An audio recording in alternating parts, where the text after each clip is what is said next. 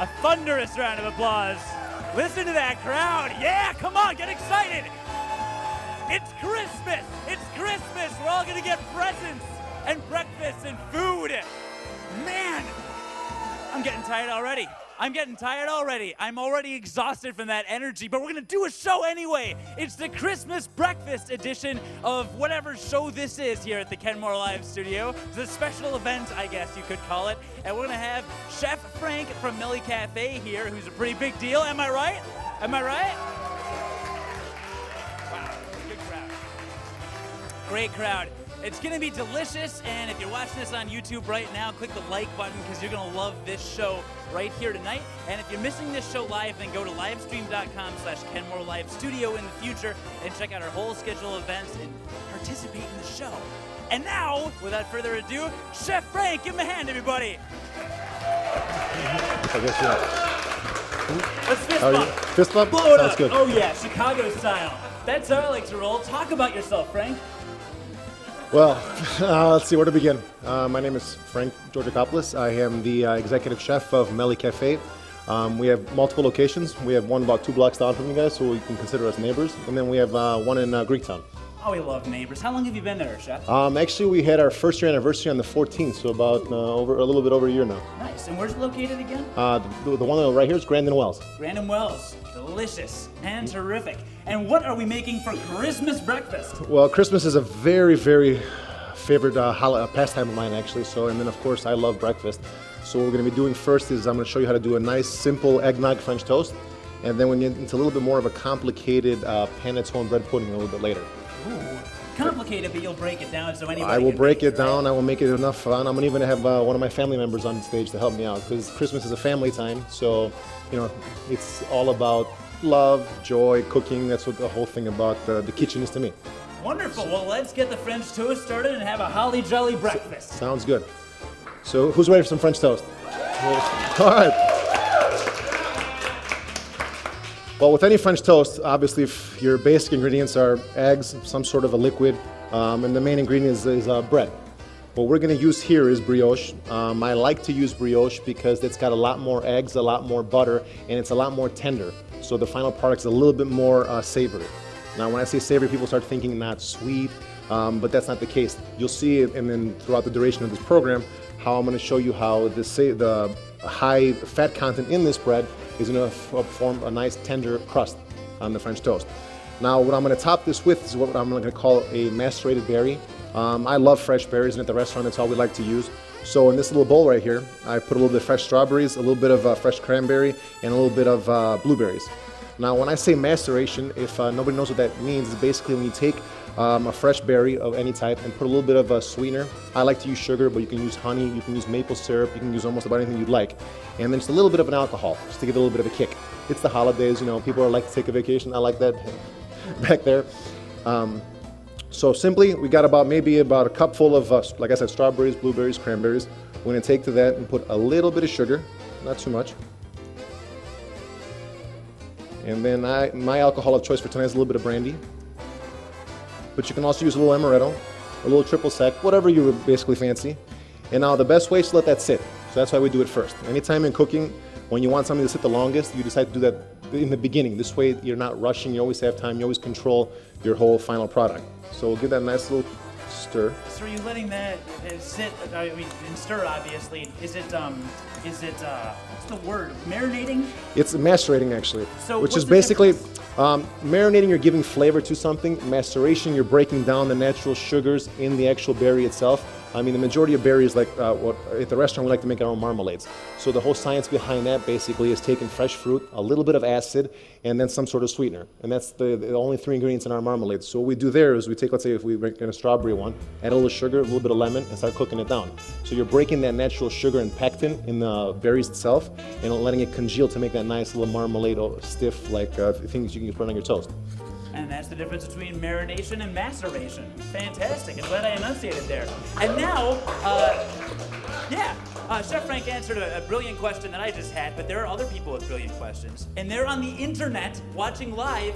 Let's check in with Allison Mitchell, our live chat correspondent. Hey Cody, how are you doing? Good. What's going on the internet? Someone is actually asking, Chef Frank, where can I find fresh berries at this time of the year?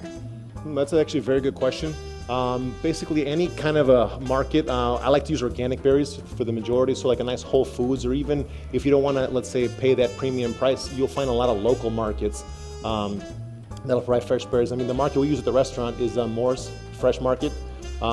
That's located in Rogers Park, so they do all our berries for us, and they do, I mean, he's very good. We use all local, so I mean, we don't really are 100% organic, we're all natural, because I mean, our slogan over there is as nature intended, so we try to keep everything in its natural state. Now, I mean, I'll talk about that more at length as well while we're cooking, but I mean, anywhere around the area should be fine for something like that. Thank you. Okay, now back to the star over here, other than myself. The next step in the French toast is developing a custard. Now, when you think of custard, you're thinking about something creamy, something decadent, something almost paste-like. But basically, all it is, by definition, classically, is just some eggs, some sort of milk or cream, and a little bit of sugar. So what I've got already in here is about 4 eggs. I mean, I love to use organic eggs. That's the only thing we use at the restaurant. They give it a lot more of a velvety texture, and you get a lot more rise out of them as you're whipping them. With French toast, the only thing I like to use is forks. I don't like really using whisks because I think it over whips the eggs, and it performs a more tougher batter when you're dipping your bread into. So I mean, basically we got, like I said, the 4 eggs here, 2 forks, keep them like this, or you can, if you're more comfortable, putting them in between your fingers. But I like holding them side by side because I have a larger hand, and you just start whisking slowly. Can you get away with using just 1 fork? Well, I mean, I wouldn't do 1 fork because then basically all you're doing is like stirring. You want to provide, because basically what a whisk does, the way it's formed is for it to have like a bowl shape, so you can start putting air into it. Why I don't want to use the whisk is I don't want to get too much air in here because it'll start burning and you'll start seeing like little white pockets on French toast. You'll have like a dark spot, a light spot. I like one nice even golden color. That's why I like to use the fork. So all you want to do is just break the yolk a little bit. Now while you're doing this, it's for this recipe, we're going to use a little bit of sugar again, but you can also use like a little bit of honey, a little bit of maple syrup, whatever your fancy is for a sweetener. Now, if you don't want it to be too sweet, you can also use a sugar substitute, like a little bit of a Splenda. It won't change the overall end product of the dish. So to that, I always like to add a little bit of salt. I think salt in anything sweet, like, brings out the flavor in it. So in all our recipes, we use a little bit of salt, like for our pancakes, for our French toast, for our waffles. Now to this, I'm going to use, obviously, eggnog. Now, the easiest thing for home, I would just say get a store-bought eggnog. For anybody who doesn't know what eggnog is, it's basically a holiday drink, basically made from egg yolks, a little bit of cream, a little bit of sugar, nutmeg, and then afterwards you can put a little bit of brandy in there to spike it up. So if you can smell that, you can see how potent that is. Oh yeah, it's delicious. Anybody else want to smell the eggnog? By all means, come by, have a sample. So to these 4 eggs, I'm basically going to put about half a cup of eggnog. That's about right. Oops, lost my nutmeg. And then a little bit, in here I have a little bit of nutmeg and cinnamon. Combined together. Combined together already, pre-mixed, yeah, to make it a little bit easier. Now, if you do have the opportunity, what I would suggest for nutmeg is getting what they call like the whole nutmeg clove itself and grating it if you have that. You might think it's a little tedious, and why would I want to have nutmeg sitting in my cabinet at home? But when you start grating anything from its natural state, it starts to dry out, so it starts to lose some of its punch. Like same thing with cinnamon. Ground cinnamon is great, but if you can afford the time to get a little bit of cinnamon stick and start grating that too, it'll give a lot more flavor to your dish. That's a genius tip right there, Frank. Thank you. We'll have more of them coming along. Like I said, I have a huge passion for breakfast, so feel free any questions you want. I'll be more than happy to answer. Keep your breakfast experience as easy as possible. Does anybody else here have a passion for breakfast? Yes, of course. Good. Oh, I always break my fast first thing in the morning.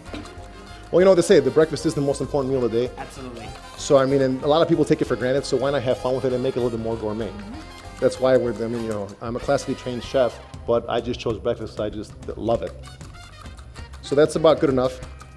Like, you don't want to over whip it, because now you see how it's starting to form some air bubbles. If you would have used a whisk or if like an electric beater, you would have gotten a lot more air bubbles, and then at the end you'll just start seeing nothing but brown spots, and you'll think, oh man, I overcooked my toast, and then you're gonna have a lot of upset customers. Now, if there are too many bubbles, can you pop them? I wouldn't recommend it because, I mean, unless you want to get dirty hands, but so if you start doing this, all you got is With just... the fork, could you poke them? Well, I mean, actually, you don't want that either because you do want it to settle down. As you'll see, like I'm gonna let it rest, and then those bubbles start dissipating, start going away. So you just have a nice little thick, rich custard. Like that's why I would also suggest this being done the night before. Like I did submit a recipe. I don't know if you guys are going to post anything like that. The information. recipe is right underneath the video in the description section. Oh, on perfect. YouTube. So for that, what I would recommend now, this, like I'm going to show it being done in the pan, but in the recipe, it's going to show you how to soak it overnight. The best thing if you're doing French toast, especially for Christmas morning breakfast for your family, is to take it, get a nice casserole dish, and let it sit and let all that bread soak up that nice custard. That's why I suggest using brioche, because if you can see how thick this is, it doesn't really fall apart that easy. If you're using like a normal white toast, or even like, I love challah bread too, but challah is very light and airy, so it gets a little bit soggier. This will hold up, it'll hold up all that custard, so while you're cooking it, at the end you'll have a nice crispy outside, but a very soft, tender texture on the inside. Yeah, so if you bought challah for this, then bring your challah back. Bring your challah back, please. Now also, It's an easy crowd tonight. but now one other tip I can give you when you're making a custard, if you want to add a little bit of alcohol to it to give it a little bit more of a pronounced flavor, by all means do. Amaretto is great with this. Like I said, triple sec is phenomenal. You know, for this I'll put a little bit of brandy also. A little stir. Then that'll help out. Now don't think by putting a little bit of alcohol you're going to start being, you know, oh, I'm going to get everybody drunk or whatnot. When you are cooking with it, the alcohol itself burns off, and then all you're left with is that nice flavor of the whatever alcohol of choice it is. So now, if you want to go, we can start cooking. I'd love to. Perfect. Let's turn this little bad boy on. Let's turn on the Kenmore Elite Induction Cooktop right here. Now, the one thing about this range actually that I do like, I mean, obviously in a restaurant we're using a lot of open flames. We don't have the luxury of keeping this because we need that fire. But with this one here, it keeps everything controlled. So if I want to do this, I'm not burning myself at all, other than just basically turning off the range. Frank, let's not exaggerate. That's not the one thing you love about it. There are plenty of other things you love about it. Well, we'll get to that when I work with alcohol later, because I'm a big fan of using alcohol while cooking. And then with open fire, the one thing you can't do is pour alcohol directly over. But with this, as you'll see later on in one of my other demos, is you can pour right over it with no risk of burning. Now with this here, it's super hot and ready to go.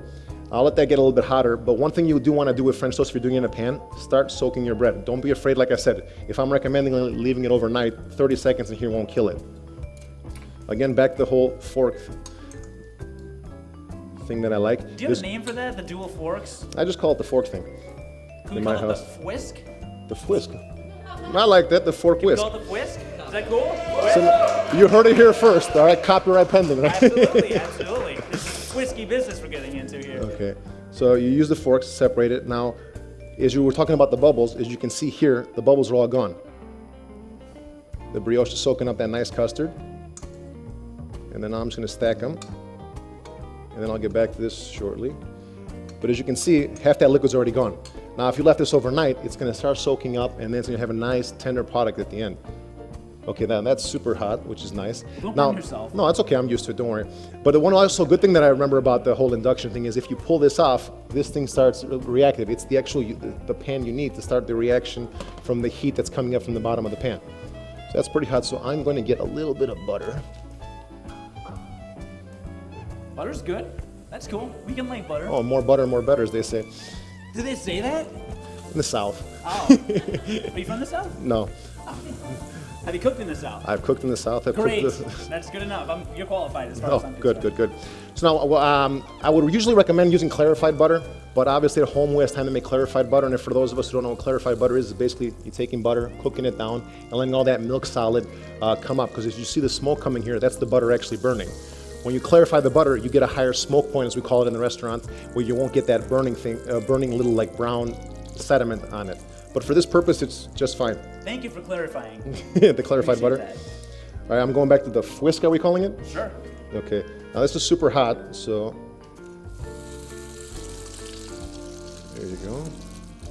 Is it going to start to smell delicious in here? Soon, soon, soon. Man, it's going to be torture for me.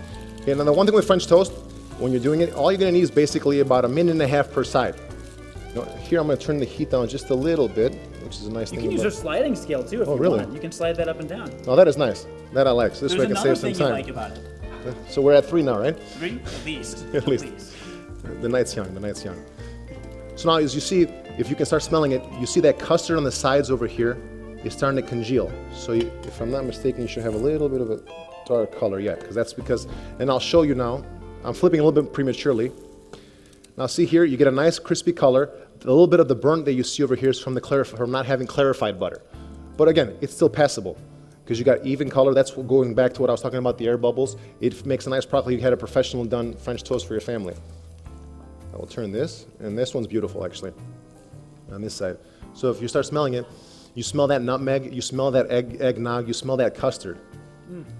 And by using the butter, you get that extra rich feel. Now, if you start feeling it, usually what's the number one complaint that I don't like about French toast, personally I'm a pancake guy, is because it gets too soggy.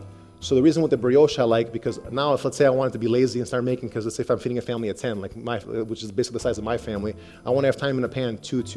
I could get a griddle, but that would defeat the purpose. What I like to do is taking a sheet pan, taking them out, laying them in, and popping them in the oven for about maybe 7 or 8 minutes. And at the end, you'll have a nice, wonderful, textured French toast. So we'll let this go for a little bit longer. I'll lower it down just a little bit more. Any questions while we're waiting for this to finish? You're explaining it too well, Frank. I'm explaining it too well. Well, then we'll stop doing that. No, please keep doing that. That's fine. Okay, I mean, in the meantime, though, while you're doing this also, you can go back and check your berries. They look good. This looks good. So I'm going to turn this off. And how about plating? What do you think? How about plating? Are we there yet? Fantastic. Good. So I will put it right here. And we're going to dump those berries right on that French toast right Exactly. I'm going to layer this right here. And we'll put 2 pieces because my family members are always hungry. All right, this is off. Now we'll take these nice macerated berries. And if you see here, they started developing their own little syrup. So even though I've got pure maple syrup over here, it's not going to be necessary. So we get some fresh berries right here.